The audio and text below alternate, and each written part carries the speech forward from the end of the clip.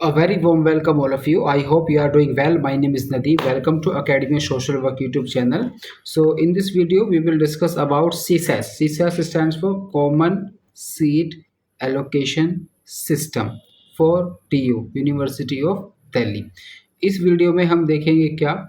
इस वीडियो में हम देखेंगे, सबसे पहले मैं आपके साथ कंटेंट शेयर कर ले रहा हूँ। इसमें हम देखेंगे यहाँ पर एक तो सीट एलोकेशन देखेंगे, ठीक है। उसके बाद हम इसमें देखेंगे प्रोग्राम सिलेक्शन प्रेफरेंसेस, ये सब देखेंगे, एलोकेशन रूल देखेंगे, एंड उसके बाद हम देखेंगे अपग्रेड और फ्रीज का ऑप्शन देखेंगे, एंड उसके बाद हम देखेंगे इसमें विड्रॉवल ऑफ एडमिशन और मिड एंट्री के बारे में थोड़ा जिक्र करेंगे। स्पोर्ट एडमिशन, स्पोर्ट नहीं बोलेंगे, स्पोर्ट है। कुछ लोगों को लगता है मैं स्पोर्ट्स में बहुत अच्छा हूँ तो उसमें मेरा सेशन हो जाएगा, उसमें मुझे वो मतलब मेरे लिए कट ऑफ अलग से आएगी, ऐसा नहीं है। वो स्पोर्ट नहीं है, ये स्पोर्ट है, स्पोर्ट, ठीक है। वो किस बेसिस पे होगा वो भी बताता हूँ, इसकी एलिजिबिलिटी क्या क्या है सब कुछ बताएंगे, है ना। रेमिटेंस ऑफ फी, इसके बारे में थोड़ा जिक्र करना जरूरी है, ये भी बता देंगे। रिफंड पॉलिसी क्या है, इसके बारे में जिक्र करेंगे। साथ ही साथ हम बात करेंगे, ये हमारे काम का नहीं, चैप्टर 19 स्पोर्ट्स का सुप्रीमेसी अलग है। एंड राइट, हमारे पास एक ये रहेगा, एक ये चैप्टर नंबर 21, ये ज़रूर चेक करिए, इस पर ज़रूर डिस्कस करेंगे।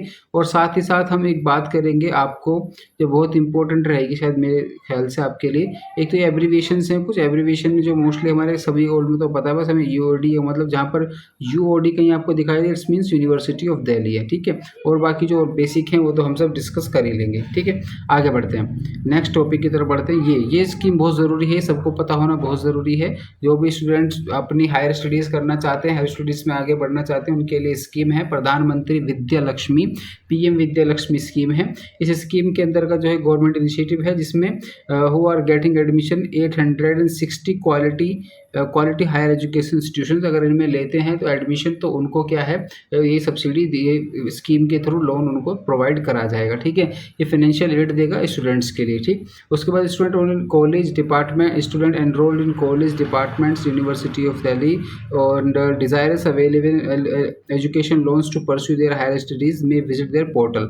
इसके लिए मैंने अपने टेलीग्राम चैनल पर पूरा PDF भी इसमें डाला हुआ था, बाकी थोड़ा सा और मैं डिस्कस कर सकता हूँ। This portal does not charge any amount from the applicant, कोई चार्ज नहीं करता through the portal. The student can avail apply to the multiple banks for the education loan. कितने बैंकों के ऑप्शन आपको अवेलेबल हो जाएंगे वहाँ पर, जहाँ पर जिनसे आप बैंक लेना चाहें वहाँ पर मिल सकते हैं। तो मोस्टली स्टूडेंट वो बैंक को प्रेफर करते हैं जिस पर उनका ऑलरेडी सेविंग अकाउंट होगा, ठीक है। तो वो ऑप्ट करने में ईजी रहता है, क्योंकि फिर बाद में फास्टली आपको लोन मिल जाता है। एक्सेस कोलेट्रल फ्री, इसमें कोई कोलेट्रल नहीं रखना। कोलेट्रल मतलब कोई भी चीज़ आपको संपत्ति जैसा कुछ नहीं रखना होता है, इसमें कोलेट्रल फ्री है। ये कोलेट्रल फ्री मतलब कोई आपको पेपर गिरवी नहीं रखने हैं, सोना गिरवी नहीं रखना है, सिर्फ आपको एक कोलेट्रल फ्री है। आपको सिर्फ जो एडमिशन में जिस कॉलेज में, यूनिवर्सिटी में आपका एडमिशन हुआ है, वहाँ का आपको वो डॉक्यूमेंट सबमिट करना होगा, ताकि आप शो कर सके कि आपका एडमिशन इस कॉलेज में हुआ है, ताकि वो फिर उसकी DD बनाकर वहाँ पर जो उनकी फ़ी को फुलफिल कर सकें। देन उसके बाद लोन पे वो आपको एडमिशन हो जाएगा। और कुछ क्वेरी ये भी रहती है कि लोन हमें नेक्स्ट मंथ से भरना होता है, नहीं, लोन आपको नेक्स्ट मंथ से नहीं भरना होता है। जब आपका वो हायर स्टडीज़ कंप्लीट हो जाती है, उसके बाद आपकी जो EMIs वगैरह जाना शुरू होती हैं, तो तब तक आप जो है, आप अगर आपका कहीं प्लेसमेंट हो जाता है, जॉब लग जाती है, तो उसके बाद आप उसको पे कर सकते हैं, ठीक है। तो इसमें क्या लिखा है, benefit of interest subsidies available to eligible student as per the scheme guidelines and accessible at the below link. जो भी आप करना चाहते हैं लिंक यहाँ पर दिए हुए हैं, उस लिंक के आप क्लिक करके आप जाकर अपना लोन, अगर आप चाहते हैं विद्या लक्ष्मी स्कीम का फायदा उठाना, तो आप यहाँ पर जाकर कर सकते हैं। Even they have given their toll free number also, है ना, to raise queries raise by student, there is dedicated toll free number यहाँ पर मेंशन है। ये बहुत ज़रूरी स्कीम थी, सबको पता होना ज़रूरी था, इसलिए मैंने बताया। अब याद रखना, प्रधानमंत्री विद्या लक्ष्मी स्कीम जो हायर स्टडीज़ के लिए है, ठीक है। उसके बाद हम बात करते हैं, ये चैनल है, इसमें ज़्यादा बात नहीं करेंगे, PDF बहुत लंबा 61 पेजेस का PDF है, तो हम सिर्फ उन चीज़ों की बात करेंगे जो हमारे लिए इंपॉर्टेंट है। यहाँ पर बेसिक चीज़ें जो हैं आप देख सकते हैं, UR OBC NCL और AWS के 250 रुपीज़ का है चार्जेस, जो कि पर प्रोग्राम के लिए। लाइक किसी ने HUQ 21 फिल किया है, 18 भी फिल किया है, 22 भी फिल किया है, और वो कितना एनरोल अप करना चाहता है DU में, तो इसके हिसाब से वो यहाँ पर प्रोग्राम वाइज फीस उसके लगती चली जाएगी, ठीक है। SC/ST के लिए आपको 100 रुपीज़ है पर प्रोग्राम, ओके। और उसके अलावा आगे बढ़ते हैं, उसके अलावा हाँ, बस यहीं पर ये बेसिक चीज़ें थी जिसके बारे में अब आगे बढ़ते हैं, ठीक है? और उसके बाद अब हम सिर्फ़ और सिर्फ़ स्पेसिफ़िकली चीज़ें जानने की कोशिश करेंगे कि वीडियो लंबी नहीं करनी है हमको। स्पेसिफ़िक इन्होंने प्रोसेस बताया कि किस तरीके से आप एडमिशन मतलब रजिस्ट्रेशन कर सकते हैं अपने आप को। देखिए यहाँ पर कंप्लीट प्रोफ़ाइल करनी पड़ेगी आपको, अप्लाई करना पड़ेगा, कौन से प्रोग्राम में आप अप्लाई करना चाहते हैं। प्रोग्राम मतलब आपका कोर्स, जिसमें आप हायर स्टडीज़ करना चाहते हो, कोई भी कोर्स हो सकता है, जैसे सोशियोलॉजी हो सकता है, पॉलिटिकल साइंस हो सकता है, सोशल वर्क हो सकता है और साइकोलॉजी एक्सेट्रा एक्सेट्रा कुछ भी हो सकता है वो ना। उसके बाद पे रजिस्ट्रेशन फीस ईच प्रोग्राम जो कि बताया ₹250 you are OBC NCL and EWS के लिए और ₹100 फॉर एससी एसटी कैंडिडेट के लिए, ठीक है। नए रजिस्ट्रेशन के लिए आप यहाँ पर जा सकते हैं। नए रजिस्ट्रेशन में आप क्या क्या करना पड़ेगा, यहाँ पर ये बेसिक जानकारी है, ये सब आपको फुलफिल करनी पड़ेगी, ईमेल आईडी एंड ऑल। उसके बाद आपको जो अब बहुत सारी चीज़ें तो बेसिक हैं, इसमें ज़्यादा जरूर बताने की जरूरत नहीं, ओटीपी रिसीव होगा, ये सब वगैरह वगैरह, ओके। देन उसके बाद प्रोफाइल सेक्शन पे जाएंगे। प्रोफाइल सेक्शन पे जाने के बाद in the profile section candidate will have to provide their personal detail. Obviously the mismatch नहीं होनी चाहिए, वो जो भी आपके ऑफिशियल डॉक्यूमेंट में चीज़ें हैं वो यहाँ पर मैच आनी चाहिए, अदरवाइज आपका रिजेक्ट कर सकते हैं, वो डिस्क्रिपेंसीज पाई तो आपका रिजेक्ट कर सकते हैं एप्लीकेशन फॉर्म, है ना। Candidate must fill their profile carefully, okay, ठीक है। Parents name, category, gender, email ID, mobile number, bank detail, ये बहुत ज़रूरी है। कैटेगरी भी और पेरेंट्स नेम, जेंडर, सभी चीज़ें केयरफुली भरना उसमें बहुत ज़रूरी है ना। Only female candidate residing in NCT Delhi will be eligible for admission to PG programmes offered by NC web university of Delhi. ये मार्क है, आप इसको याद रखना। इसको हम हाईलाइट कर दें, यहाँ पर मैक कर दे रहा हूँ, ठीक है। ये रेजिडेंस ऑफ एनसीटी के लिए है, फीमेल के लिए है सिर्फ। ये स्पोर्ट्स सेक्शन है ना, उस पर हम बात नहीं करेंगे ज़्यादा, वो हमारे लिए एलिजिबल नहीं है ना। ये आ गया।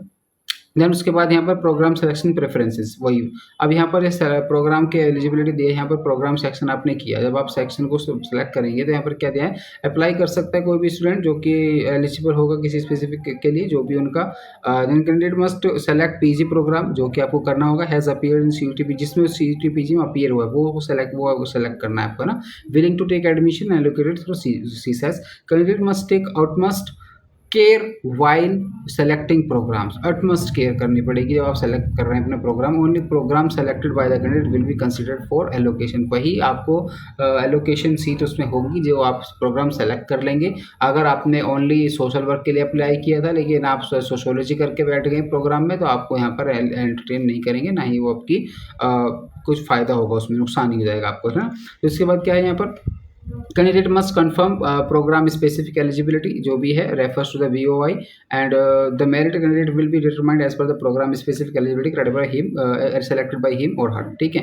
कैंडिडेट एडवाइस यहाँ पर दी है, exercise let must carefully their academic detail as this will become the basis of breaking the tie of any. किसी के साथ अगर टाई होता है, लाइक आपके नंबर 168, किसी और कैंडिडेट के नंबर 168, यहाँ पर अब टाई हो जाता है, तो अगर आपने अपने अदर एकेडमिक्स की जो डिटेल्स हैं वो सभी दी हैं, लाइक यूजी की डिटेल, ट्वेल्थ क्लास की, 10th क्लास की, उसके बेसिस पर फिर जो है वो एनालिसिस करेंगे और उसमें जिसका ज़्यादा पाया जाएगा उसको वो सीट दी जाएगी। लाइक एक ही सीट है और 2 कैंडिडेट आपको आ गए हैं सेम स्कोर के, तो आपको फिर जो है जो लास्ट आपकी एकेडमिक्स के जो स्कोर कार्ड है उसके बिहाफ पर जो है उसको कंसिडर किया जाएगा, जिसका अच्छा परफॉर्मेंस रहा होगा, ओके। उसके बाद प्रोवाइडिंग प्रेफरेंसेस, यहाँ पर प्रेफरेंसेस प्रोवाइड करानी है। एकेडमिक सेक्शन ये ज़्यादा ज़रूरी नहीं है बात करने इसके बारे में। अब हम सीधा आगे बढ़ते हैं, कंफर्मिंग द प्रोग्रेस, ठीक है। कंफर्मिंग प्रेफरेंस हो तो सेलेक्टेड प्रोग्राम कैंडिडेट प्रीव्यू करना चाहिए उसको, क्या प्रीव्यू करना चाहिए एप्लीकेशन केयरफुली, दैट जो भी उसने भरा है वो सेटिस्फाइड हो और अच्छी तरीके से भरा हो, केयरफुल तरीके से करना है। इसमें ज़्यादा बात नहीं करेंगे हम सिर्फ उन टॉपिक्स पे बात करेंगे जो कम डिस्कस किए गए हैं, जो ज़्यादा ज़रूरी है अभी हमारे लिए जानने के लिए। यहाँ पर ही अच्छी तरीके से एलोकेशन रूल पर हम बात करेंगे क्योंकि हमारे लिए ज़रूरी है जानने के लिए। In the context of provisional seat allocation, allocated seat जो भी है refers to unique combination of programme plus department, या फिर कोई भी सेंटर कॉलेज कुछ भी, लाइक किसी ने MA history department social work का एग्जांपल दिया है और उसमें रेफर्ड किया एलोकेटेड सीट, ठीक। अब each programme wherever applicable there will be 2 categories, common merit list और उसके बाद जो है कैटेगरी मेरिट, 2 कैटेगरी लिस्ट, है ना। कॉमन मेरिट लिस्ट CML और जो सेकंड कैटेगरी आएगी आपकी कैटेगरी 2 मेरिट लिस्ट, तो सीट होंगी। उसके बाद एलोकेशन किस तरीके से करेंगे, all candidate will be considered in common merit list, सभी। Then however category 2 will be considered only student of university of Delhi will be considered as per the programme specific eligibility. कभी कभी कुछ programme में जो है अगर आपने graduation की है, कुछ कोर्सेज में ऐसा मिलता है आपको, उसका एज मिलता है, अगर आप सेम कोर्स में अगर हायर स्टडीज़ करना चाहते हैं, आपकी यूनिवर्सिटी सेम है तो उसमें एज मिलता है। बनता है, ठीक है। लेकिन सोशल वर्क के लिए मैं आपकी क्वेरी क्लियर कर दूँ, सोशल वर्क के लिए ऐसा कुछ नहीं है। अगर किसी ने BSW किया है तो इसका मतलब ये नहीं कि उसको MSW में DU से जो है प्रेफरेंस दिया जाएगा या उसका वेटेज अलग है, नहीं। सभी को आपको HEQ का जो आपका स्कोर कार्ड है उसी के बेसिस पे आपको एडमिशन इसमें दिया जाएगा, ठीक है। ये मैं बता दूँ, कुछ को कन्फ्यूजन हो तो वो भी मैं दूर कर दूँ। Highest possible preference will be provisionally allocated to candidate considering the following criteria. एक तो ये प्रोग्राम मेरिट बेस्ड लिस्ट में उसका नाम आना चाहिए, कैटेगरी अपने उस कैटेगरी वाइज आना चाहिए, seat of availability of seat होना चाहिए। उसके बाद any other allocation rule policies or criteria is mention in this document, CSSPG or publish admission website NTU, ठीक है, यूनिवर्सिटी ऑफ दिल्ली। अब देखो यहाँ पर एक चीज़ है, यहाँ पर थोड़ा ध्यान से देख लें। ये देखो, जो मैं हमेशा बताता हूँ आपको वही है ये, कि अगर कोई मेरिट लिस्ट है, the merit list for the UR category seat will comprise all candidates, ठीक है, in order of merit, no one will be excluded from the same, okay. In other words the merit list of UR category will also include, क्या UR category में include होंगे SC ST OBC EWS candidate भी। अगर ये इतना अच्छा ये score इनका कर पाते हैं कि UR की जो कट ऑफ गई है उसको ये मीट कर पाते हैं, उससे ज़्यादा नंबर लाते पाते हैं, देन उनको कंसिडर किया जाएगा एज ए UR कैंडिडेट, ठीक है, irrespective of category. If they meet criteria of the merit for the UR category, no candidate can be excluded from UR category merit just because the candidate belongs to or has applied under SC ST OBC and EWS category. The discrimination on the basis of category caste is completely unlawful. The University of Delhi does not tolerate discrimination against any candidate student on the basis. The strict action will be taken against any violations, ठीक है। यहाँ पर सीधा सीधा इन्होंने बोल दिया है। अगर आप फॉर एग्जांपल के लिए बताता हूँ, है ना, अगर मान लो फॉर एग्जांपल यहाँ पर 80 स्कोर 180 कट ऑफ आया है जनरल का, ठीक है, 168 कट ऑफ आया है SC ST का, है ना, 68 और यहाँ पर मान लो 60, ठीक है, ये कट ऑफ आया है। अब क्या होता है कि अगर कोई स्टूडेंट जो SC कैटेगरी से बिलोंग करता है, ठीक है, SC कैटेगरी से बिलोंग करता है, लेकिन उनका स्कोर कितना है, उनका स्कोर है 182, तो उनको जनरल में काउंट करा जाएगा, ठीक है। ये कहना चाह रहे हैं सीधे शब्दों में। आगे बढ़ते हैं, है ना, वही सेम बात है। कैंडिडेट बिलोंग्स टू इस कैटेगरी से डू नॉट हैव वैलिड, अगर किसी कोई भी इस कैटेगरी से बिलोंग करता है, उनके पास सर्टिफिकेट नहीं है, वो मतलब किसी भी रिकॉग्नाइज्ड अथॉरिटी से या रिलेवेंट अथॉरिटी से वो चीज़ों को सबमिट नहीं कर पा रहे हैं, शो नहीं कर पा रहे हैं उस डॉक्यूमेंट को, तो उनका भी कैंडिडेचर कैंसिल ही माना जाएगा। देखो यहाँ पे लिखा, if belong to SC ST category do not have any valid certificate document issued by the respective issuing authority at the time of allocation, they will not be considered for admission in the relevant category as claim refer to, ये annex दिया हुआ detail, उन्होंने पूरा format वगैरह दिया हुआ है उन्होंने, है ना। If the total number of, देखो यहाँ पर वाइस वर्सा हो सकता है। देखो यहाँ पर जैसे मैंने उनके लिए बोला, यहाँ पर अगर कोई सीट वैकेंट रह जाती है SC category like ST category में, अगर कोई सीट वैकेंट रह जाती है लाइक उनके रिजर्वेशन क्राइटेरिया के अनुसार वहाँ पर 2 सीट वैकेंट रह जाती है कि कोई भी उनको नहीं ले पा रहा है, तो अगर SC कैटेगरी के कोई स्टूडेंट है तो उसको दिया जा सकता है। अगर ये उल्टा हो जाता है, मतलब अगर 2 कैटेगरी के स्टूडेंट, मतलब 2 सीट वैकेंट रह जाती है SC कैटेगरी में और ST के 2 स्टूडेंट को वहाँ पर एडमिशन दिया जा सकता है। तो ये कहना चाह रहे हैं सिंपल शब्दों में कि वाइस वर्सा है, ठीक है, यहाँ पर वाइस वर्सा हो सकता है, ठीक है। आगे बढ़ते हैं। Now you can see on the screen, I hope you are understanding these points. In case candidate who was allocated a seat under any reservation criteria subcategory was rejected on the basis of differences, है ना, ये सब वो अगर कोई भी discrepancies पाई जाएगी, defences पाई जाएगी, तो ऑब्वियसली सीधा सीधा उनको रिजेक्ट हो जाएगा। इसमें कोई नई बात नहीं है ये, है ना। लेकिन मैं एक चीज़ जो आपको बताना चाह रहा हूँ बहुत ज़रूरी है कि स्पेसिफिक जो ऑर्फन कैटेगरी के बारे में, सिंगल गर्ल चाइल्ड के बारे में, उनके लिए स्पेसिफिकली अलग से कोटा भी रखा गया है, तो उसके लिए मैं बता दे रहा हूँ आपको, है ना। यहाँ पर क्या है, on declaration of allocation as per the schedule the candidate must log on dashboard. हाँ, जब सीट आपको एलोकेट होगी तो आपका जो आपका डैशबोर्ड होगा, उस डैशबोर्ड पर आपको आना होगा, लॉगिन करना होगा। लॉगिन करने के बाद आपके जो क्रेडेंशियल्स है वो आपको दिख ही जाएंगे वहाँ पर। देन उसके बाद वहाँ पर आप क्या देखेंगे, आपको वहाँ पर अगर ऑप्शन वहाँ पर दिखता है कि आपको वहाँ पर ऑप्शन आ गया फ़ी पेमेंट का, अगर पे का ऑप्शन आपको आ गया है, इट मीन्स कि you are selected for it, your score has been selected or your candidature has been selected as per your reservation category or unreservation category, like you are following to get admission in this particular department, तो ये आप क्या है उसके लिए पे कर सकते हैं। It means you have got admission, ठीक है। On declaration of allocation as per the schedule candidate must log in horizontal, ठीक है, डैशबोर्ड पर कर लेंगे। It is responsible of candidate to log in the dashboard and ये responsibility candidate की है, यूनिवर्सिटी को नहीं बोलना बाद में, है ना। कि seat if a seat has been allocated in a given round seat of allocation, if allocated he must be complete all the admission formalities, उसको जो भी एडमिशन फॉर्मेलिटीज़ हैं उसी टाइम पर पूरी करनी होंगी, जो रिलेवेंट डॉक्यूमेंट्स उनसे अपलोड करने के लिए, हालांकि वो सब कुछ आपसे पहले ही करा लिया जाएगा, तो भी आपसे अगर कोई चीज़ पूछे तो आपको अपलोड कर देना है, ये सब जिम्मेदारी आपकी है। जब भी कट ऑफ वगैरह रिलीज हो तो आपको क्या करना है, लॉग इन करना है, डैशबोर्ड पर जाकर देखना है कि आपके डैशबोर्ड पर क्या पॉपअप हो रहा है वहाँ पे, है ना।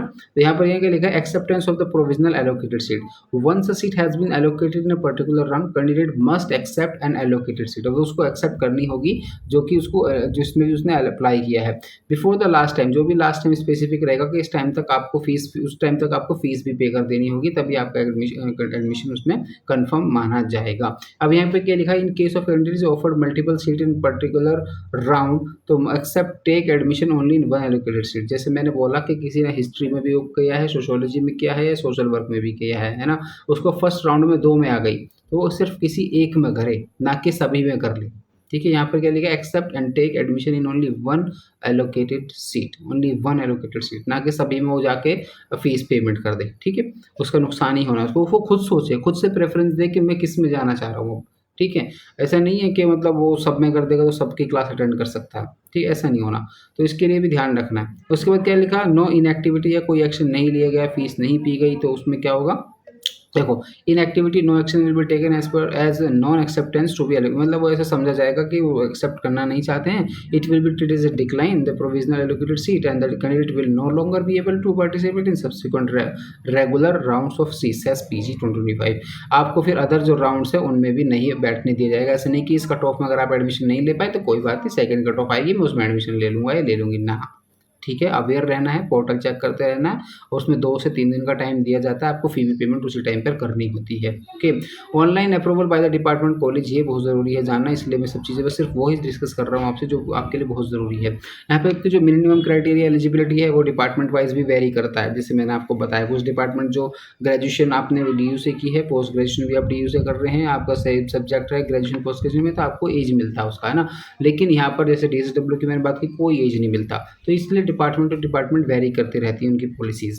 लाइक यहाँ पर क्या है, वंस कंसिडर्ड एक्सेप्ट, अगर एक्सेप्ट कर लिया है तो provisional seat allocated the concern department college, यहाँ पर चेक करेंगे उसकी एलिजिबिलिटी डॉक्यूमेंट जो भी उसने अपलोड किए हैं, और candidate department centre college will verify the following within stipulated time, बिल्कुल जो उसका टाइम है उसमें करना होगा। मिनिमम क्राइटेरिया क्या है वो देख लेंगे, प्रोग्राम स्पेसिफिक एलिजिबिलिटी है वो भी देखा जाएगा, CUET-PG की डिटेल्स देखी जाएंगी, वैलिडिटी और ऑथेंटिसिटी चेक की जाएगी, सभी चीज़ों का डॉक्यूमेंट का सर्टिफिकेट का जो भी कैंडिडेट जमा वहाँ पर करेगा।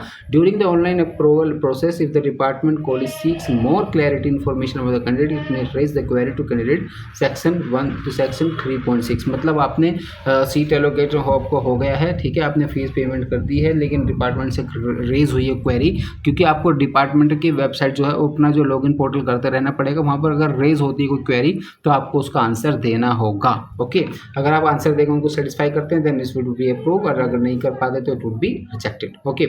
इन केस ऑफ अप्रूवल, अगर अप्रूवल हो जाता है तो once fee will have to pay, ये आपको फी पे करनी पड़ेगी, है ना। सेक्शन 6.4 रेफर्स टू, है ना, हो जाएगा अप्रूवल, ओके। देन उसके बाद क्या है, इन केस ऑफ रिजेक्शन, अगर रिजेक्ट हो जाता है at the time of online verification, if application gets rejected, department centre college will state the reason for the rejection, वो उनको कारण भी दिखाएंगे वहाँ पर कि क्योंकि रिजेक्ट किया है। उसके बाद क्या है, for rejecting an application department centre college will indicate any of the following reason, कुछ भी दिखा सकते, नॉन फुलफिलमेंट ऑफ, मतलब एलिजिबिलिटी क्राइटेरिया मीट नहीं किया, no fulfilment of programme specific eligibility, invalid document थे, ये फेलियर रहा उसका, जो क्वेरी रेज की गई थी उसका आंसर टाइम पे नहीं दे पाए, तो इस बात का ध्यान रखना। रेस्पॉन्स टू क्वेरीज, क्वेरीज को रेस्पॉन्स करने के लिए during the online approval process, if the department college raise a query that candidate must respond online dashboard के थ्रू ही, विल लीड टू अदरवाइज वो क्या है, will lead to the rejection of allocated seat and candidate will be out of CSAS portal, इस बात का बहुत ध्यान रखना है, ठीक है। प्रोविजनली एलोकेटेड सीट, यहाँ पर क्या लिखा है, admission to the provisionally allocated seat. अगर प्रोविजनली एलोकेटेड सीट क्या है कि इसमें will have to pay the admission fee for the approval seat or with the stipulated time through the link generated on the his or dashboard only. वो dashboard पे ही होगा, जो भी आप डैशबोर्ड पे पे करने का ऑप्शन आएगा वहीं पर जाएंगे आप। ई फ़ोन पे वगैरह से भी पेमेंट कर सकते हैं, ज़रूरी ई फ़ोन पे से कर सकते हैं, डेबिट कार्ड से कर सकते हैं, क्रेडिट कार्ड से कर सकते हैं, एनईएफटी कर सकते हैं, बहुत सारे ऑप्शन वहाँ पर अवेलेबल आपको होते हैं ना, उसी हिसाब से वो वहाँ पर होगा। If a candidate fails to pay admission fee within stipulated time it will be considered as cancellation of the provisionally allocated seat. The allocated seat shall be fortified and the candidate will not be considered for any subsequent, यानी उसके बाद जो round of allocation होने वाले हैं seat के वो उसमें भी आपको एंटरटेन नहीं किया जाएगा। The candidate will fortified at all rights of the allocated seat, सभी से उसको बाधित कर दिया जाएगा। ओके, ध्यान रखना इस चीज़ का। अब ये कि सब्सिक्वेंट राउंड ऑफ एलोकेशन वही जो मैंने बताया कि बार बार वो आते रहेंगे, आपको अपने पोर्टल पर चेक करते रहना है। और इसमें अपग्रेड का भी एक ऑप्शन आता है, अपग्रेड का भी बारे में बात करेंगे यहाँ पर आगे। ऑप्शन अपग्रेड का, अपग्रेड क्या है कि अपग्रेड क्या है, candidate can select upgrade option which will allow upgradation to higher preferences in colleges, जिसमें अपग्रेड का भी ऑप्शन दे सकते हैं। लाइक अगर मान लो 1, 2 एंड 3 आपका यहाँ पर फर्स्ट प्रेफरेंस है आपका सोशल वर्क, ले लेते से, है ना। देन उसके बाद यहाँ पर आपका पॉलिटिकल साइंस, देन उसके बाद आपका हिस्ट्री, है ना। आपका किस में आ जाता है, आपका ऑप्शन में आ जाता है हिस्ट्री में, आप सेलेक्ट हो गए, आपका एडमिशन हो गया। लेकिन आपने यहाँ पर अपग्रेड का ऑप्शन भी अपग्रेड करके रहा है। अपग्रेड मतलब आप चाहते हैं कि अगर पॉलिटिकल साइंस की कट ऑफ में मीट करूँ तो फिर मेरी प्रेफरेंस पॉलिटिकल साइंस हो जाएगी, तो वो फिर आपको इसमें अपग्रेड हो जाएगा। फिर जो अगर फीस दोनों की सेम है तो आपको फीस देने की ज़रूरत नहीं पड़ेगी। अगर कुछ शेष रहेगी तो उसके लिए भी वो कह सकते हैं। अगर आपका प्रेफरेंस 2 था, अगर इसमें नहीं आकर सीधा अगर आपको सोशल वर्क की क्राइटेरिया में फॉल कर जाते हैं तो आप उसके लिए एलिजिबल हो जाएंगे। तो उसको अपग्रेड प्रोविजन इन्होंने यहाँ पर बोला गया है। तो ये कैंडिडेट के लिए ही एक अच्छी चीज़ है, ठीक है। इससे कन्फ्यूजन उससे आसानी रहेगी कैंडिडेट के लिए, तो उसको बंधित नहीं हो जाएगा एक चीज़ से। तो अपग्रेड का ऑप्शन है। फिर एक ऑप्शन है फ्रीज का, जिसमें आपको फ्रीज करना होगा कि बस अब जो आपने फ्यूज़ कर दिया, फ्रीज कर दिया, फ्रीज करने के बाद वो सीट आपकी एलोकेशन वो कोर्स आपका हो जाएगा, आपको उसमें एडमिशन लेना पड़ेगा। सब कुछ आपके सामने स्क्रीनशॉट पे लिखा हुआ है, जो मैंने आपको बताया आप उसका स्क्रीनशॉट लेके पढ़ सकते हैं या फिर अभी भी पढ़ सकते हैं। ओके, जो मैंने बताया वही फ्रीज का जो ऑप्शन मैंने बताया, फ्रीज में एक बार आपने फ्रीज कर दिया, उसके बाद फिर आप आगे पीछे ABC कोई प्रोग्राम नहीं सेलेक्ट कर पाएंगे, यहाँ पर इन्होंने स्पेसिफिकली मेंशन कर दिया है। ओके, यहाँ पर फिर है cancellation of provisional allocated seat. यहाँ पर दिखाया गया है फेलियर भी हो सकता है ना, फेलियर टू एक्सेप्ट, अगर आपने एक्सेप्ट नहीं किया टाइम रहते हुए तो भी वो कैंसिल हो जाएगा। Provisionally allocated seat will be cancel if candidate fails to pay admission fee pay नहीं किया टाइम के रहते तो भी कैंसिल हो जाएगा। क्वेरी रेज की है तो भी अगर आपने उसको सही सेटिस्फाइड आंसर नहीं दिया तो भी आपका एडमिशन कैंसिल हो जाएगा, है ना। एनी डॉक्यूमेंट कोई गलत पाया गया तो भी आपका एडमिशन हो जाएगा, कैंसिल हो जाएगा। Then provisional allocated seat will be cancel if at any time it founds candidate does not meet eligibility नहीं मीट कर रहा है तो भी कैंसिल हो जाएगा। बेसिक कॉमन सेंस की बातें हैं, ज़्यादा कुछ लोड लेने की चिंता नहीं है। एक candidate whose provisionally accepted seat admission cancel due to the above mention reason will be fortified. अब फोर्टिफाइड उसको कर दिया जाएगा to seek admission UD through CSAS 2020 PG 2025 के लिए इसको ब्लॉक कर दिया जाएगा, फोर्टिफाइड कर दिया जाएगा। ओके, आगे बढ़ते हैं। Next, the withdrawal of the admission bye the candidate, अगर वो विड्रॉल करना चाहते हैं तो उसके क्या प्रोविजन है। एक चीज़ और मैं बताऊंगा आपको, एक ऑर्फन कैटेगरी के बारे में बताऊंगा और सिंगल चाइल्ड के बारे में। तो इस वीडियो को पूरा देखना, क्योंकि मैंने पूरा ये PDF पढ़ा है तो आप ही के लिए पढ़ा है, क्योंकि एडमिशन आप ही का होने जा रहा है। लेकिन आपको इतना PDF ना पढ़ना पड़े, समस्या ना आए ज़्यादा, इसलिए मैं इस पर एक वीडियो को ब्रेक करके चीज़ों को आपको समझा रहा हूँ। आई होप कि आप इस चीज़ को कंसिडर करेंगे, ठीक है। देन यहाँ पर ये सब कुछ आपके सामने क्राइटेरिया है, यहाँ पर देखते हैं। तो कैंडिडेट अगर विड्रॉल करते हैं अपना एडमिशन, जैसे मैंने एक वीडियो में बताया था आपको, 1000 रुपीज़ का आपका काट लिए जाएंगे, है ना। जैसे इसमें क्या लिखा था, एक candidate who has taken admission program but wishes to withdraw from it can do the through his or her dashboard by selecting. Withdraw करना पड़ेगा उसको अपने डैशबोर्ड पे जाकर, option and paying withdraw fee. Withdraw fee उसका 10,000 रुपये होगा, ठीक है। जो भी आपने फीस भरेगी उसमें 10,000, सॉरी नॉट 10,000, ओनली 1000 जो है कट होगा उसमें से। एक candidate who withdraw his or admission will fortified his or eligibility for admission programme UD, no further application in any of the sequent regular allocation round if any will be allowed। Obviously common sense है। The withdrawal option will be suspended on the announcement of sport admission। देखो देखिए इसमें क्या लिखा, withdrawal option will be suspended। इसमें जब अगर sport round लगेगा ना, स्पोर्ट राउंड क्या उसके बारे में बात करेंगे। स्पोर्ट राउंड भी लगेगा ना, तो भी आपको जो है उसमें एंटरटेन नहीं किया जाएगा। इस रिमेंबर इट, उसमें एंटरटेन नहीं किया जाएगा अगर आपने एडमिशन विड्रॉ कराया। अगर किसी ने विड्रॉ कराई है एडमिशन, तो शायद वो फिर शायद ना भी लेना चाहिए, है ना, दोनों ही बात है। The entire admission process for the PG is online, okay, there will be any therefore any request sent through post, ये सब एंटरटेन नहीं की जाएगी, पहले ही बता देते हैं। सिर्फ ऑनलाइन तो ऑनलाइन, ना फैक्स करो, ना उनको पोस्ट करो, ना व्हाट्सएप पे किसी को कुछ भेजो, ना मेल करो, सिर्फ और सिर्फ ऑनलाइन जो डैशबोर्ड है, पोर्टल है, उस पर ही आपकी सब चीज़ें मेंशन है, वहीं पे देखी जाएगा। मिड एंट्री का एक ऑप्शन दिया है इन्होंने, जो कि कुछ माना ठीक है, कि जो फेल हो जाते हैं अपने रजिस्ट्रेशन में, फिर नहीं रजिस्टर कर पा रहे हैं सीईटी पीजी में टाइम रहते हुए, तो उनके लिए क्या है कि ऑप्शन दिया है मिड एंट्री विंडो का।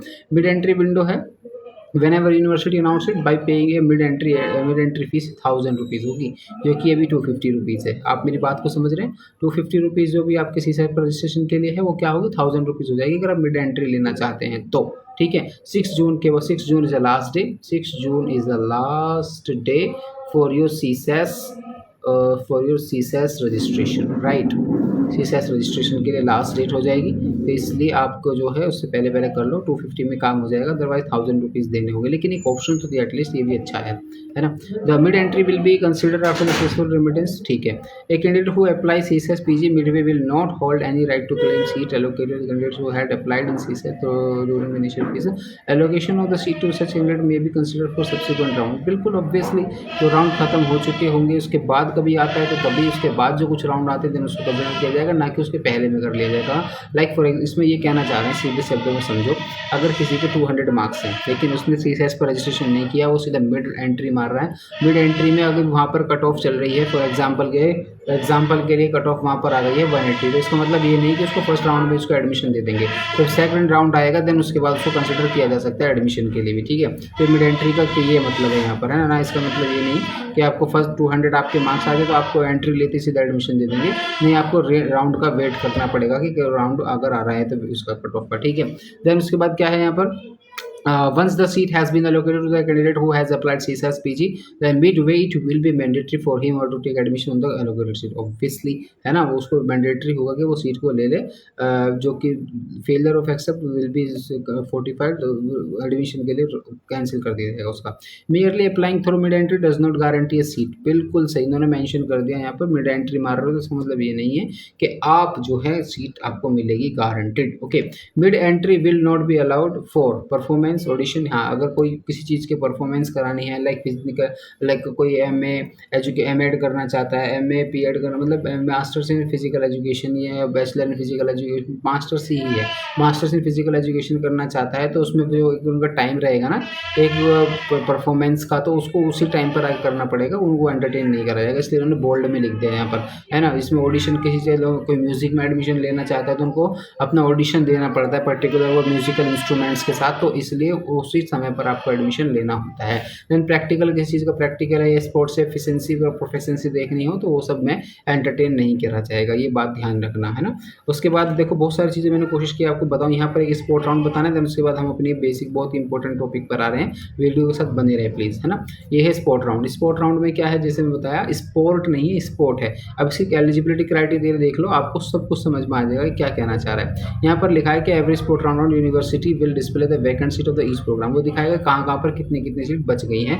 Desirous candidate will have to of the program or if he wish to consider, अब क्या है कि उसकी अवेलेबिलिटी ऑफ सीट कितनी है उसमें, उसके बाद स्पेसिफिक प्रोग्राम मेरिट कितनी जा रही है, ऑर्डर ऑफ प्रेफरेंस डिपार्टमेंट, उसने ऑर्डर क्या क्या रैंकिंग किस हिसाब से की हुई है प्रेफरेंस के लिए, डिपार्टमेंट के लिए, कॉलेजेस के लिए, उसकी रिजर्वेशन कैटेगरी क्या है, और साथ ही any other allocation rule policies criteria is mention in this document, जो कि पब्लिश है और इसी पे सब कुछ वो सब चीज़ देखकर स्पोर्ट राउंड पे एडमिशन दिया जाता है, ठीक है।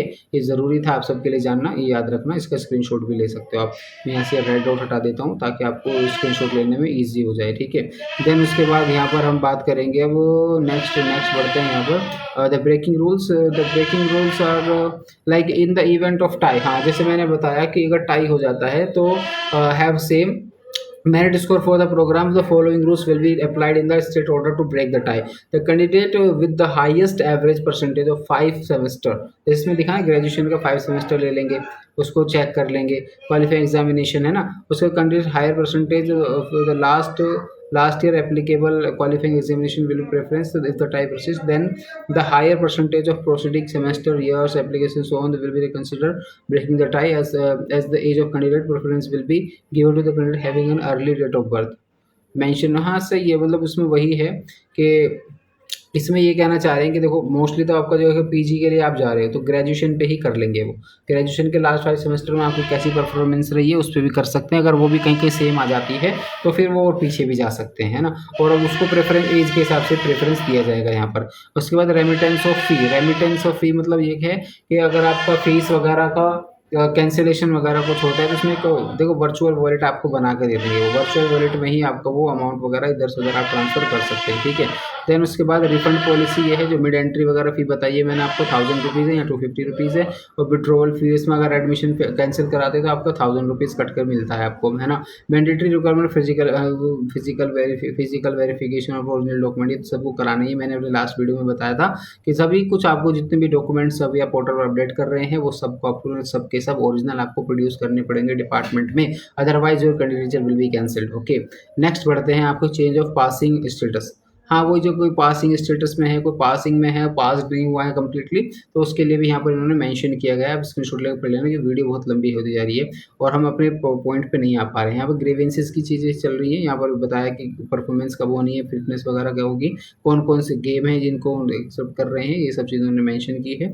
Now we will move to the fine admission of, ये है एडमिशन, ये बहुत इंपॉर्टेंट है। Chapter number 20, chapter number 20 talks about admission under sports supernumerary quota. Supernumerary quota में क्या है, university marks up to 5% of the total intake capacity of department supernumerary seat in post graduation sports quota, ठीक है, इस बात का ध्यान रहेगा।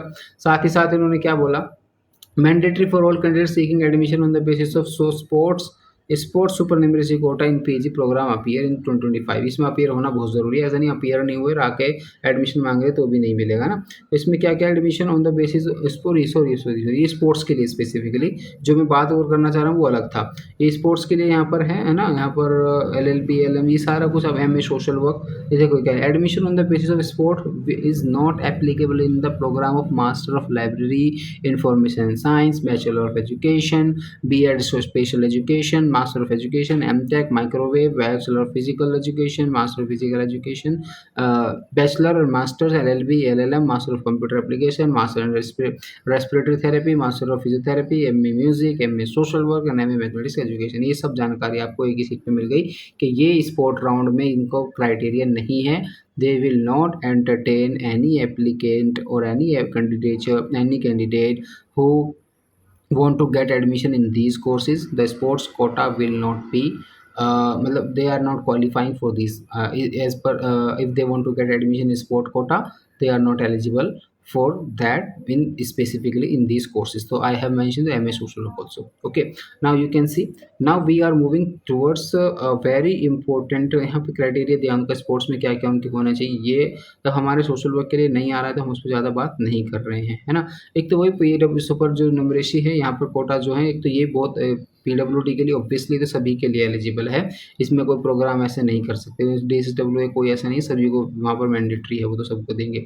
यहाँ पर है UOD ward department ward quota, जी UOD का मतलब यूनिवर्सिटी ऑफ दिल्ली का वार्ड कोटा भी है, जिसमें कि क्या है कि जो एम्प्लॉई हैं, कॉलेज के एम्प्लॉई हैं, टीचिंग में हो नॉन टीचिंग में हो, will be done as per the academic council resolution. यहाँ पर क्या सब्सिक्वेंट नोटिफिकेशन रेट जितने ना, candidate must be valid employment certificate issued by the due officials.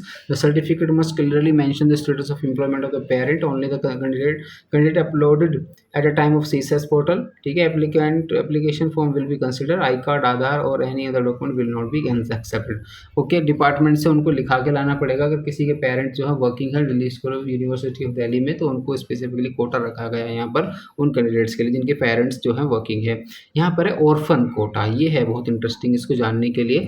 Being a social worker या being a social work student.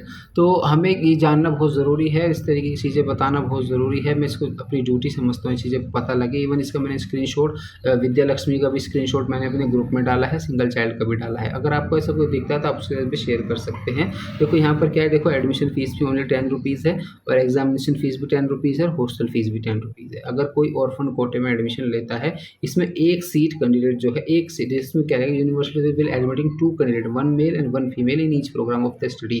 अब वो सभी में हो गया, बोथ अंडर ग्रेजुएट और पोस्ट ग्रेजुएट। अब MSW भी इसमें कंसिडर किया जाएगा।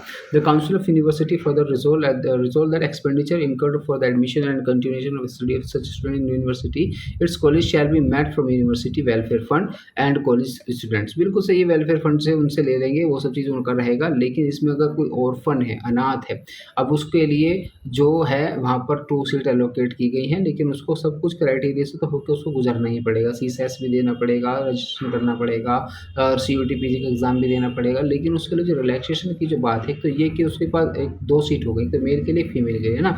दूसरा चीज़ ये कि उसकी एडमिशन फ़ीस नहीं है, एग्जामिनेशन फ़ीस नहीं है, और हॉस्टल फ़ीस बिल्कुल ना के बराबर है, 10 रुपये ही है ना।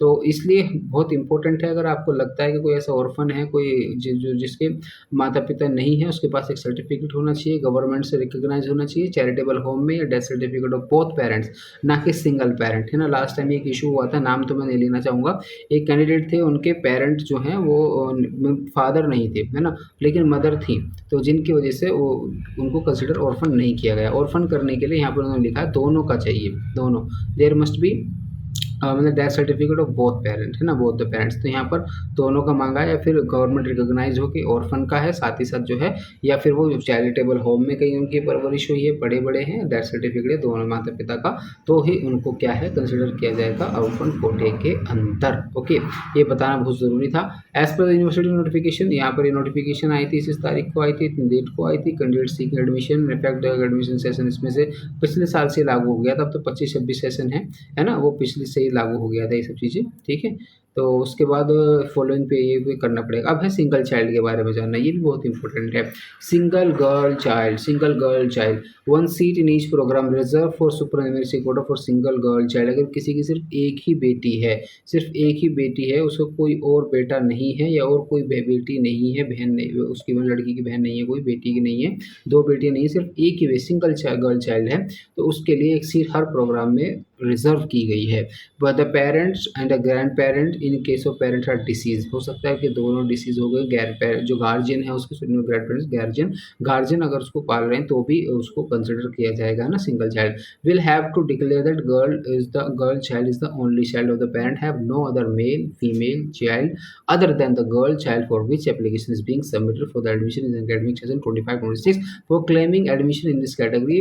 The father, mother and other guardians shall have to upload copy of an affidavit to this. They duly attested by the area of district magistrate, additional magistrate, deputy commissioner, collector, additional deputy commissioner, or deputy collector, the first class stipendiary magistrate, city magistrate, not belong rank of first class stipendiary, है ना, magistrate, the sub divisional magistrate, taluk magistrate, executive magistrate, extra assistant commissioner at the time of the online registration and should produce the original affidavit at the time of physical verification of the document। ये सब चीज़ें उसमें लगेगा, format and एक्सेसर three में उन्होंने दिया हुआ है। तो हमने जाना क्या, ऑर्फन के बारे में जाना, और सिंगल गर्ल चाइल्ड के बारे में जाना। इनके लिए एक एक सीट एलोकेट की गई है specifically.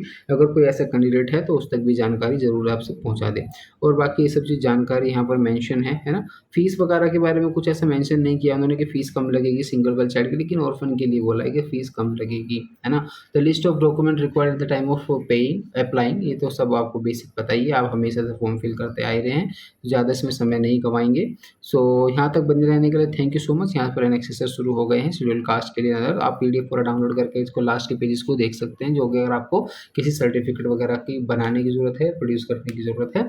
So thank you so much for being here. मिलते हैं नेक्स्ट वीडियो में, तब तक के लिए बाय बाय।